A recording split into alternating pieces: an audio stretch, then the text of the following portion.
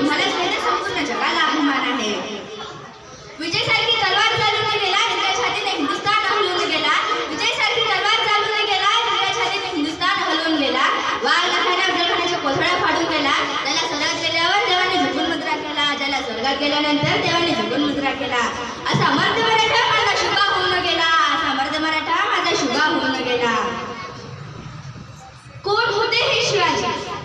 अरे कोण होते हे शिवाजी? असे कोणते काम त्यांनी केले की आज 350 वर्ष उलटूनही अख्ख्या जगात त्यांचा जय जयकार होतो. अख्ख्या जगात त्यांचा जय जयकार होतो.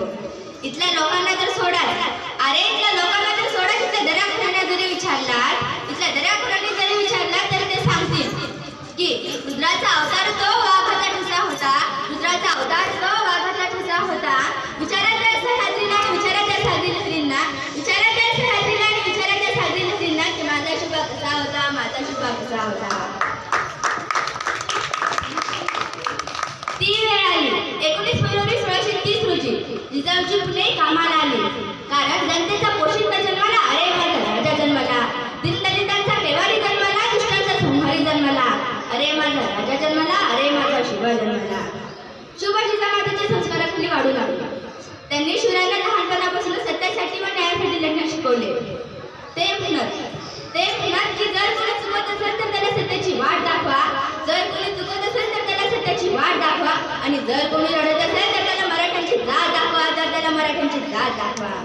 अशी शिकवण जिजाऊने शिवरायांना दिली. म्हणून म्हणते थोर तुमचे कर्म जिजाऊ उपकार कधी न भेटणार.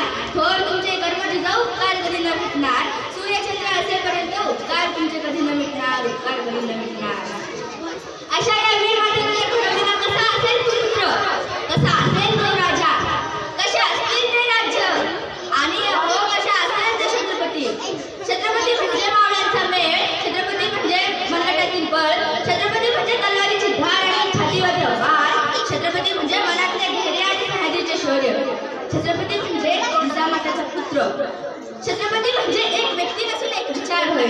शिवछत्रपती म्हणजे एक व्यक्ती नसून एक विचार होय. व्यक्ती नष्ट होतात पण त्यांचे विचार कधीही नष्ट होत नाही.